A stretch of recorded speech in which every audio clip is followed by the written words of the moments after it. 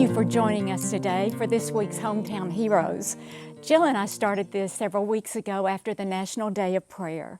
We just felt at this time in Mt Vernon in Franklin County, we needed to recognize people who are serving us so well and to give them a hearty thanks for all they are doing. And today we have Dr. Jason McCullough with us, who is our school superintendent. And we have many questions to ask him about our school system and what things are going to look like going forward. But we want to first recognize there are so many people that we will never get around to in this county and in this state and nation who have had such quiet courage and have done as much as they possibly can to encourage other people during this time. And we know them all. We all know them and we thank them. But today we are going to be talking with Jason about our children in this community and how wonderfully the school has been able to respond to them. And faith is a part of this, faith and prayer. And so we'll be circling back to that all through the interview and seeing how their faith has impacted their service. These are servant leaders. Jason, you are a great servant leader. Thank you. And as someone pointed out recently, it's no accident that you are here right now at this time. And we're so glad you're serving in this spot right now. Thank you. In our community. Thank you. Thank you for joining us today. It's so good to see you. How have you been? Been very good. Thank you for inviting me. It's good to be here. Good. It's good to see you. And I remember the first time we met, you were so excited about Mt Vernon Cares. Mt Vernon Cares, as you know, is our mentoring program we have and for the junior high and high school students. You wanted to know, how can I help? And you have been there. In fact, you have recently just spoken to our mentors and our students about making each day count. I'll never forget that. And that was in March. And Yes, that turned out to be our last meeting for Mt Vernon Cares this school year. Who would have thought that? But what I wanted to ask you is, you make decisions that affect so many people, and we thank you. You have to make big decisions, small decisions. You are on the front line of service. And so during this pandemic, this has been a time when you've had to make decisions about feeding our students, educating them, all these challenges. You know, and first and foremost, many students depend on the school for their food, for a healthy diet. So the question is, what have you and your staff continued to do to meet this need, and how did the decision evolve to do this? Okay. What have you done? Great question. You know, and I will say in regard to the mentoring program, what a great asset that's been to our district. You know, the involvement of our community and leaders in our community and those who take time each week to come and spend with their kids. What a great asset. You know, and the benefit it provides our students is a time to sit down with an adult outside of their immediate family and to get feedback and get encouragement from them, and what a positive difference it makes. So in regard to the being out of school in regard to coronavirus and what it's done for our kids, you know, as we were getting information quickly, the initial thought was, in trying to figure out what we were going to do, was, could we even have school? We knew that schools around us were beginning to extend their spring break a week, try to make some decisions. Our spring break was a week later than a lot around us, you know, so we had the luxury, if we want to call it that, we had the opportunity to have a little bit more time to make those decisions. And as we kind of went along, then the governor and TA kind of helped make those decisions for us by extending that time to give us an idea of what we were looking at. Of course, when we got out for spring break, who knew, as you said, that we wouldn't be back in school this year? You know, so what unusual times that we're in. But one of the things that we knew is that we have a number of students. We have roughly right under 60% of our kids who would qualify for free and reduced lunches. So we knew that a lot of kids, you know, so, you know, a little over half of our student population do that. You know, during a normal day, during school, our cafeteria feeds, in between breakfast and lunch, about 900 meals a day. You know, so during this time, we knew that we still were going to have kids who were going to need food throughout this time. Thankfully, through the feeding lunch and breakfast program on the federal level, they were still going to provide food or provide finances for help us do that, so that we could get reimbursement on meals to help take care of that. So Miss Shelley Black, our food service director, and the rest of our staff, as we got together, as our leadership team got together and began to have those conversations, it wasn't really a matter of if we were going to feed, but just what was that going to look like and how were we going to make it happen. You know, so on the front end, we, from the food service part, they had to quickly begin to figure out what that was going to look like. Now it's no longer preparing a meal and having kids come down a line with a tray and we're giving them food to eat and they eat it there and that's all. Because kids weren't going to be there. Now we had to figure out what that was going to look like. Again, we had the benefit, thankfully, of the other 1,100 school districts across the state of Texas who were facing the same things. And so we got to hear and read and talk to some of them and how they were going to approach it as well. How we saw best fit for us was to begin to look at trying to provide, well, actually we started out, I think, on the front end trying to make it like a grab-and-go drive-through every day. We kind of backed off of that after about a week. Once we found out that we could provide numerous meals at one time and still be reimbursed on those, which again made it easier for us from a social distancing and having people there made it even more practical and in a healthier, safer way to do that as well, so that we even moved to where we did it on Tuesdays and Thursdays. Then we began to talk about and realize that we still had kids who weren't being able to get to us. So what can we do with that? So even the first week we were out of school after spring break, we came back, we had our teachers start making contact with kids. We kind of needed to know who was going to have technology to continue to do work online, who was going to need packets, who would need food. So I think we reached about 95% of our students. Our teachers did a phenomenal job of reaching out through phone, email, whatever it took to find out, to get to those survey results. And we were able to get that information and use that to help make those decisions. So we decided for the grab and go Tuesdays and Thursdays, and then we decided to start delivering as well. So on the grab and go, each Tuesday and Thursday, since we've been doing that, we would have in the neighborhood of 160 to 190 to 200 meals that we would give out, or not just meals, but we'd give out. So each day we're giving out multiple meals, so we would give out packets of food in the neighborhood of almost 200 on the grab and go, and when we were delivering, we would deliver almost the same amount. That's amazing. Yes, we ma'am. want to thank you and your staff and the teachers and everyone. I'm gonna have to give a lot of credit to our food service folks. I mean, they showed up every day, Monday through Thursday.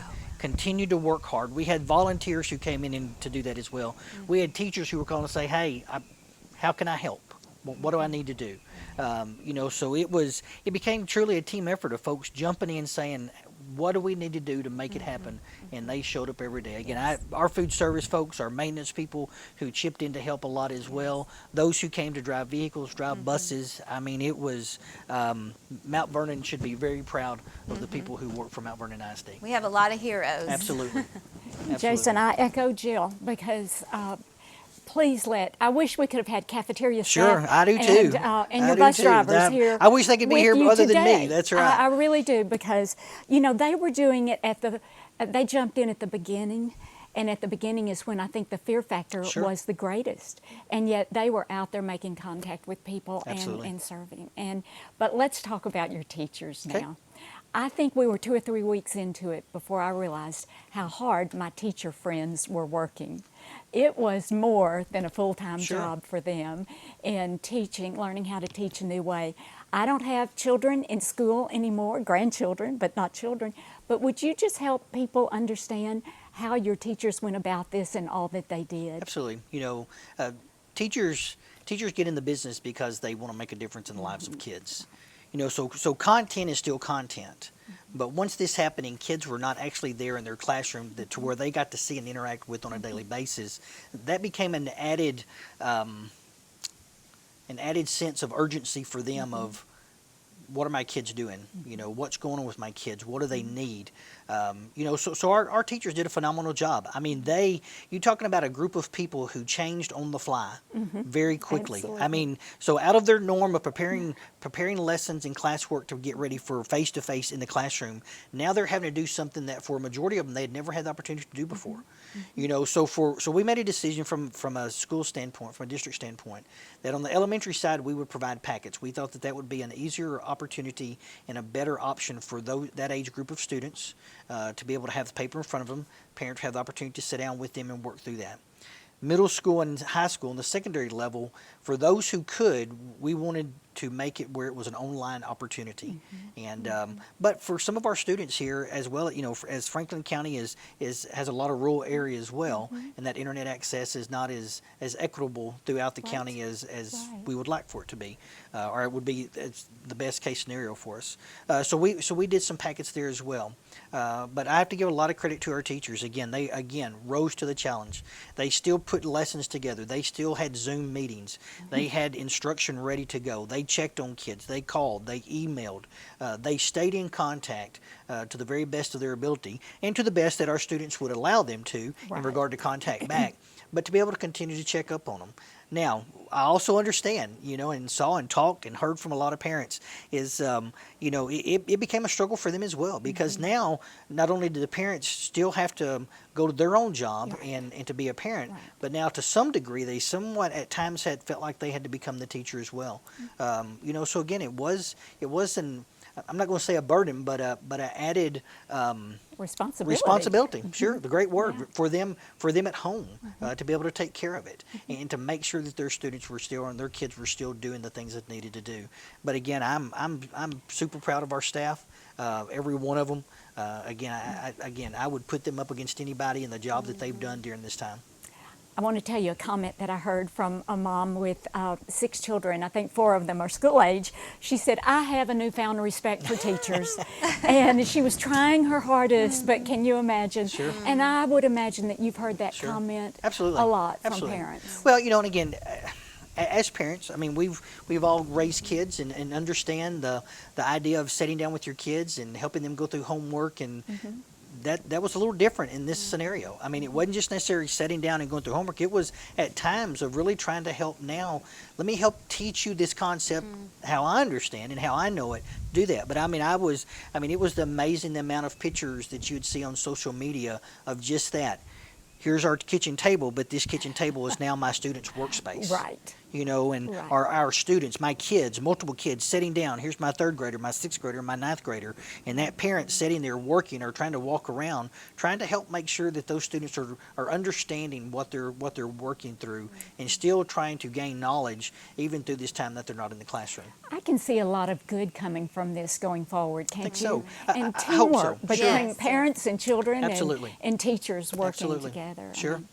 Sure can. Do you have an example of a good story that just warmed your heart? Teamwork. You know, you've shared all this that's gone on, but is there something that you just really thought this would not have happened if we wouldn't have to have paused right now and just for purpose? What has been? I'm going to say, and this might not even necessarily be education related, but I think a lot of what I've seen, I'd say a lot of what I've experienced myself, and I think as families in a whole, it's really given us an opportunity.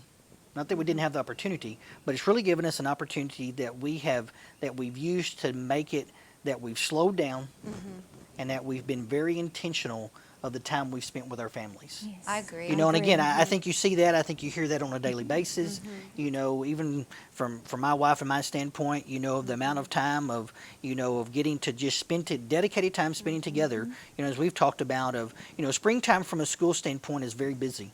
In regard to, you've got tennis, you've got golf, you've got baseball, you've got softball, you've got track, you've got banquets, you've got proms, you've got graduations, board meetings, other things that go on that. So really March through the end of the school year is at times a sprint. And for whatever reason, this is now we've had an opportunity to take a pause and really to take a time, kind of like today, when you have some beautiful weather, to really be very intentional with your family to sit down and say, wow, to breathe, to experience, to understand. And that if we've learned anything as families, what I hope that we've done is to really see is we don't have to be so busy in everything that we do, but this time that we've been given with our family maybe can become the new norm and not just the exception. Well, one of my favorite scriptures is be still and know that I am God. And I really believe that that's what we've all done now. It's just we have had to be still. Sure. So. And Jason, dovetailing on that, has your faith helped you in making decisions or impacted you during this time? You know, I Of course it I'm has. gonna I know it I'm has. gonna say my hope is that my faith helps drive all my decisions. But I'll even say from a personal standpoint, again, just from the allowing myself at times to get busy as well. If nothing else, this truly has given a time of pause, and as Jill said, a time to be still and to be very deliberate in regard to that quiet time each day. To be deliberate, to spend time in the Word, to spend time in prayer, and to really reconnect with that relationship that we all know we should have anyway. Sure. Grateful that we have leaders like this in this I community. know. Thank you. I know. Thank you. Thank you. Absolutely. Jason, you made ma'am. the bold decision to have graduation. Yes, ma'am. Would you tell everyone how you came to that decision and what it's going to look like? Sure. Throughout this whole time, that has really been a priority for us as leadership to do if given the opportunity, we wanted our students to have that graduation experience. We were seeing many stories in districts that were doing virtual. They were doing, individual come in, tape it, and then put it all together. But and that was almost we were not communicating because we didn't have anything. We were really trying to pause and wait long enough so we could give one statement, one decision. We're grateful that things have gotten to the point the governor has opened that up for us. Again, I think that graduation is it's almost that rite of passage for a senior student to be able to walk that stage, turn the tassel, and it's almost like as you turn the tassel, I'm now an adult. And so that was one of the important reasons for us to try to make sure we can do that. So we are excited we're going to get graduated at Don Meredith Stadium the 29th, Friday the 29th. We'll start at 8 o'clock. It will be different in some degree than a normal graduation because we will give tickets to the students because of social distance requirements that we're still required to have. Each student will receive 6 tickets. Each family must show up together. That family unit must be together. We will escort that family of 6 or up to 6 to an assigned seat. Those seats will be drawn through a raffle per se. So nobody there's not going to be anybody that has preferential seat, but it's just the luck of the draw of where you're going to be seated. But we'll escort you in. We will have students lined out on the field. They won't be as close together as they normally are. We'll have to social distance them as well. For the first time probably ever, the school board won't necessarily be a part of this graduation. They will be there on stage, but they won't shake hands. Again, because of social distancing and the recommendations of what they're giving us, what we can and can't do, we won't do that. Each family will be asked the questionnaire, a set of questions when they come in. Have you run fever? Do you have any of these symptoms? And we'll screen as they come in. And then when the graduation is over, we'll let the kids exit the field.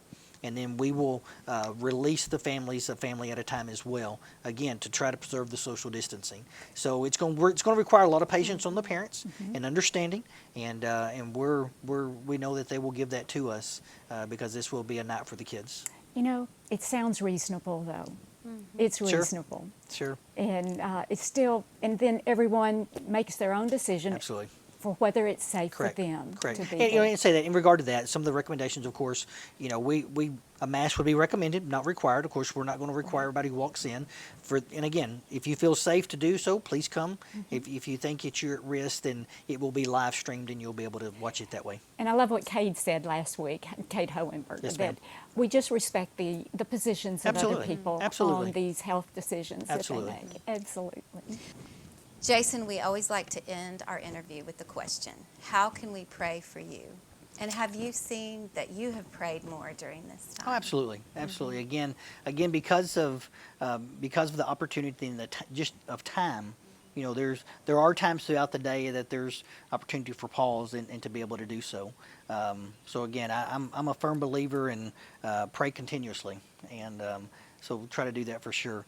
In regard to what to pray for, I'd say just and ask for continual prayer for wisdom for our leadership, to continue to make the decisions that are going to be best, not just in regard for our school, but for our state and our nation as a whole. This is unprecedented times for all of us in regard to what we're going through.